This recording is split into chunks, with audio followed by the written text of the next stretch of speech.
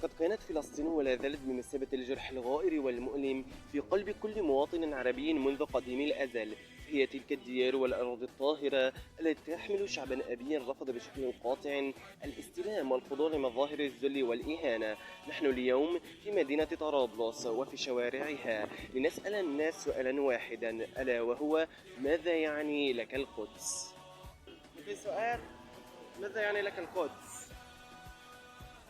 القدس أولى القبلتين وثاني الحرمين، وفرض على كل المسلمين ما بس العرب انه يرجعوا يتحدوا ويتوافقوا مع بعض البعض حتى يحرروها من يد المحتل الغاصب. إن شاء الله. شكرا. صباح الخير. نور أهلا. كان نسألك سؤال: تفضل. ماذا يعني لك القدس؟ القدس صراحة بتعني لنا كثير، هي عاصمة المسلمين الأولى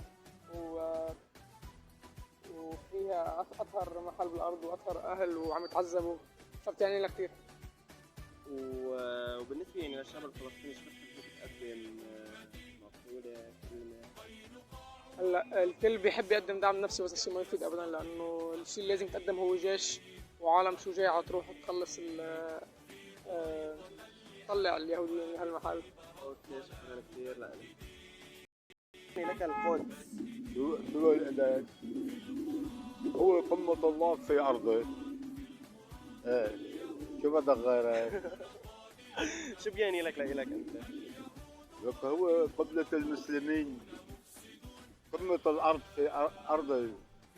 هو عقيدة ولا لا؟ أكثر من عقيدة، هو حياتنا. الله يبارك فيك. حياتنا. القدس القضية إذاعة يعني؟ لا يعني على اليوتيوب. القدس حبيب قلبي هي قضية كل مسلم بهالبلد، والله يفرج عليهم وعلينا وعلى أمة محمد. آمين. حبيب قلبي. آمين. راسي عام. مرحبا. ممكن نسألك سؤال؟ طبعا. ماذا يعني لك القدس؟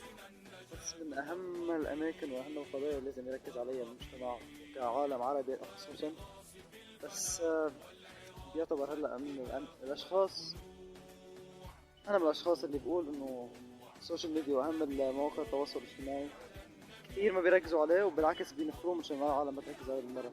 بس أقل فرصة وأول فرصة ممكن هلا تجي معنا نعمل جيش ونساعدهم ونساندهم، أو حتى دعم مالي أو أي شيء نفسي نحن بنقدر نقدمه، ما بنقصر معه إن شاء الله.